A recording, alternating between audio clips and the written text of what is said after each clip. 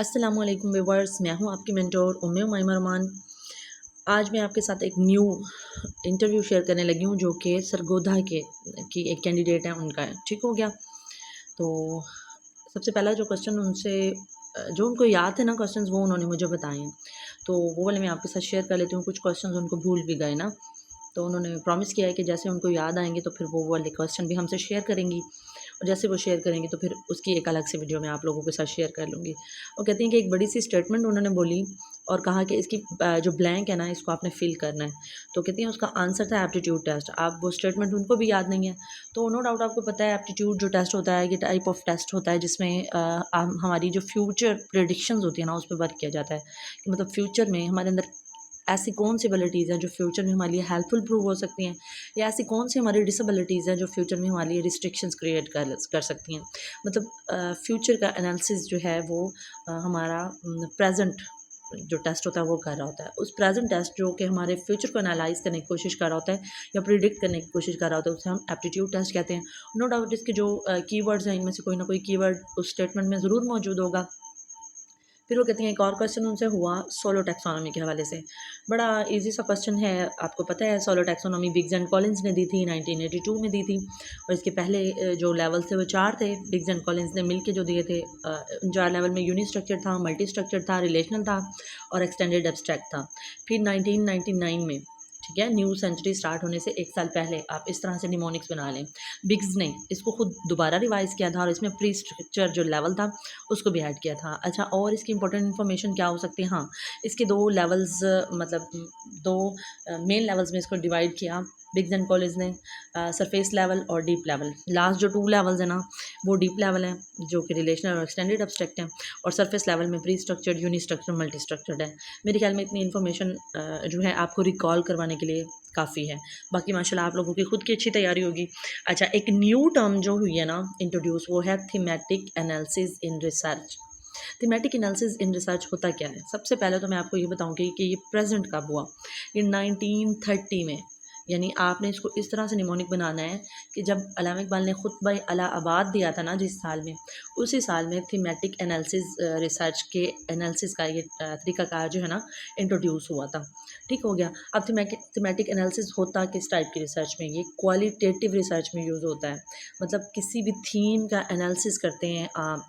Themes जो होते हैं वो क्वालिटेटिव रिसर्च में होते हैं, क्वांटिटेटिव रिसर्च में नहीं होते। आपको पता है कि क्वांटिटेटिव रिसर्च जो होती है वो वेरिएबल्स के साथ डील करने का नाम है, ठीक है, वो स्टैटिस्टिक्स के साथ डील करने का नाम है।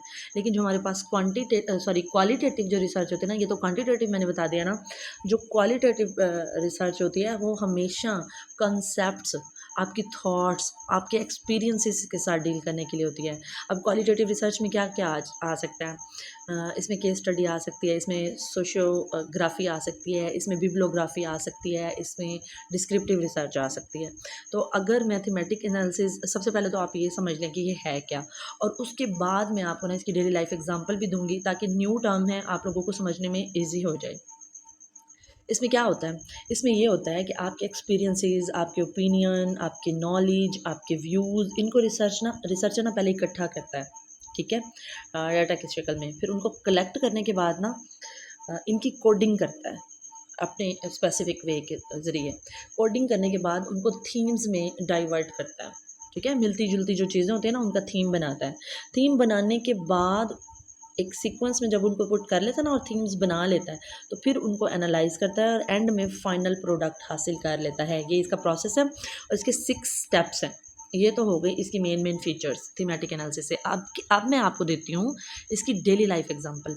देखिए, फॉर एग्जांपल आप रिसर्च कर रहे हैं सोशियोग्राफी पे, मतलब सोशल रिलेशनशिप है ना जो लोगों का आपस में, आप उस पर रिसर्च कर रहे हैं, ठीक है, और विद इन वन कंट्री कर रहे हैं। जैसे हम पाकिस्तान से बिलोंग करते हैं ना, या जैसे हमारा जो कल्चर है, हमारी हिस्ट्री जो है वो सब कॉन्टिनेंट से रिलेट है। तो पाकिस्तानी या इंडियंस जो हैं, इनके रिचुअल्स, इनकी मतलब रस्म रिवाज हो गए, इनके कल्चर्स हो गए, इनकी कस्टम्स हो गए, इनकी ट्रेडिशंस हो गई, बहुत हद तक मिलती जुलती हैं। अब फॉर एग्जांपल आप लोगों के सोशल रिलेशनशिप्स आपस में कैसे हैं, इस चीज़ पे रिसर्च कर रहे हैं। ये क्वालिटेटिव रिसर्च की एक टाइप है ना, जिसमें आपके एक्सपीरियंसेस आप शेयर करेंगे। तो अब उसमें आप उनको डिफरेंट थीम्स में कन्वर्ट कर देते हैं। जैसे फॉर एग्ज़ाम्पल बर्थडे का थीम आप रख लेते हैं कि पाकिस्तान या बड़े सग़ीर के लोग या इंडिया के लोग जो हैं वो बर्थडे को किस तरह से सेलिब्रेट करते हैं। बर्थडे का थीम एक आपने रख लिया। उसके अलावा आपने रख लिया पेपर्स का थीम कि पेपर्स के बाद जब उनके रिज़ल्ट्स अनाउंस होते हैं तो अपनी खुशी को किस तरह से सेलिब्रेट करते हैं। दूसरा थीम ये हो गया। तीसरा थीम आपका ये हो गया कि मेहंदी की जो रस्म है उसको पाकिस्तानी या इंडियन किस तरह से मतलब करते हैं सेलिब्रेट। फिर शादी या बारात का रख लें, इसी तरह वलीमे का एक थीम रख लें आप। इसी तरह से आप जो है मंगनी का एक थीम रख लें, निकाह की रस्म का एक थीम रख लें। और उसके अलावा दुआए खैर होती है उसका थीम रख लें। डेट फिक्सिंग होती है, डेट फिक्सिंग जब शादी से पहले करते हैं उसका आप थीम रख लें। तो ये डिफरेंट थीम्स हो गए। अब जितनी भी आपने रस्म व रिवाज, लोगों के एक्सपीरियंसेस, लोगों के ओपिनियंस, लोगों से जो आपने क्वेश्चनेयर्स कंडक्ट किए, लोगों का पॉइंट ऑफ व्यू, आपने कोई स्केल्स यूज़ किए, उन स्केल्स के हवाले से मतलब आपने उनको थीम्स के अकॉर्डिंग ही उनको अरेंज कर लेना है कि बर्थडे के बारे में लोगों के क्या व्यूज़ हैं, डेट फिक्सिंग के हवाले से लोग किस तरह से उसको सेलिब्रेट करते हैं या ओपिनियंस क्या हैं लोगों के, या रस्म रिवाज क्या हैं, ट्रेडिशंस क्या हैं, ठीक है। और उस थीम के अकॉर्डिंग उसको हर थीम को अलग अलग एनालाइज करके फिर कोडिंग डिकोडिंग करके और फिर उसकी फाइनल प्रोडक्ट जब एक रिसर्चर सामने रखता है ना तो ये थीमेटिक एनालिसिस होता है। होपफुली ये जो मैंने आपको क्वालिटेटिव रिसर्च की एग्जांपल दी है ना, सोशल रिलेशनशिप्स वाली, और थीम्स डिफरेंट बताए हैं, इससे आपको समझ में आ जाएगा कि थीमेटिक एनालिसिस क्या होता है। ठीक हो गया। नेक्स्ट क्वेश्चन उनसे किया है एंड्रागोजी एंड पैडागोजी। बहुत इजी क्वेश्चन, आपको पता है andra mean adult and peda mean child और gogy mean art of teaching.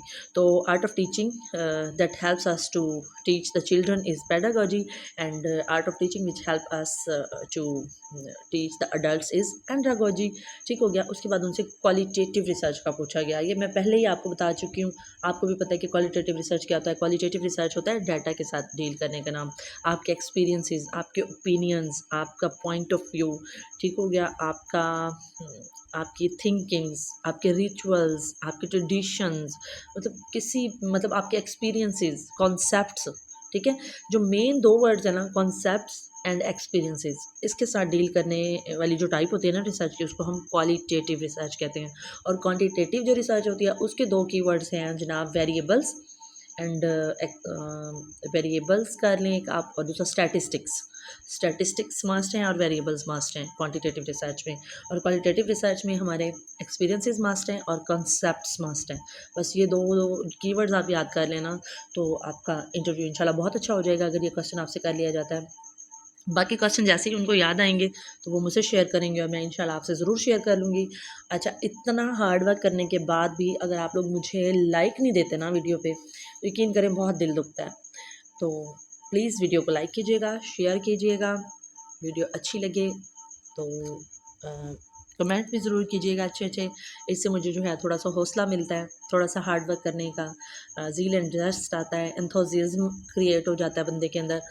तो अगर आप न्यू हैं चैनल पे तो चैनल को सब्सक्राइब भी ज़रूर कीजिएगा और अपने फ्रेंड्स के साथ, अपने फैमिली मेम्बर्स के साथ इस चैनल को शेयर ज़रूर कीजिएगा। फिर मिलते हैं नेक्स्ट इंटरव्यू के साथ नेक्स्ट वीडियो में। चिल देन, अल्लाह हाफिज़।